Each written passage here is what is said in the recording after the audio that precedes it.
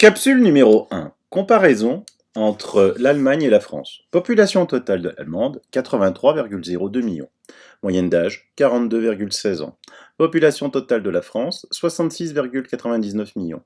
Moyenne d'âge, 41,8 ans. Nous avons ici un tableau qui comptabilise absolument tous les cas dans le monde. J'en ai juste fait une capture d'écran. Je vous mets dans les liens, bien évidemment, le site où vous pouvez avoir ces statistiques. Alors que l'Allemagne possède plus de 16 millions d'habitants en plus. Vous voyez que l'Allemagne avait à hier, donc le 8 avril, 113 296 cas pour 112 950 cas pour la France. 2349 morts au total en Allemagne, 10 869 morts en France, donc 4,63 fois de plus de morts en France qu'en Allemagne. On rajoute 7148 cas critiques en France contre 4895 en Allemagne. Nous avons donc en France 1730 cas par million d'habitants contre 1352 en Allemagne. Sauf que eux ne sont pas confinés. Eux peuvent sortir. Eux peuvent se réunir jusqu'à 5 personnes. Eux peuvent se déplacer librement. Strasbourg est confiné de l'autre côté du Rhin. Kehl, qui est attaché à Strasbourg, eh ben, ils attendent des Alsaciens désespérément. Ils ne comprennent pas vraiment ce qui se passe en France.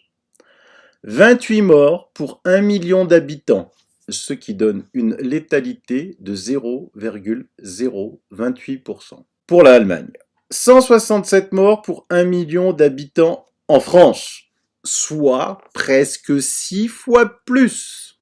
Ce qui donne pour la France une létalité de 0,0167%. Et pour ça, on bloque un pays. Quelle est l'explication à ces différences entre deux pays tout à fait voisins, à la population tout à fait identique? Serait-ce comme le nuage de Tchernobyl qui s'est arrêté à la frontière allemande et n'a pas traversé le Rhin? Ou alors doit-on chercher la raison dans le nombre de tests effectués? 1 317 887 tests effectués en Allemagne contre 224 254 en France, soit aussi là, tiens, comme c'est bizarre, 6 fois plus. Or, en France, ce n'est que depuis le lundi 6 avril qu'enfin celui qui nous sert de ministre de la Santé a autorisé les labos à en faire. Ne serait-il pas temps de le remplacer, de suivre l'exemple de l'Allemagne, au lieu d'appeler à l'unité nationale et applaudir les soignants à 20h? Il est temps de se bouger et de demander une politique intelligente.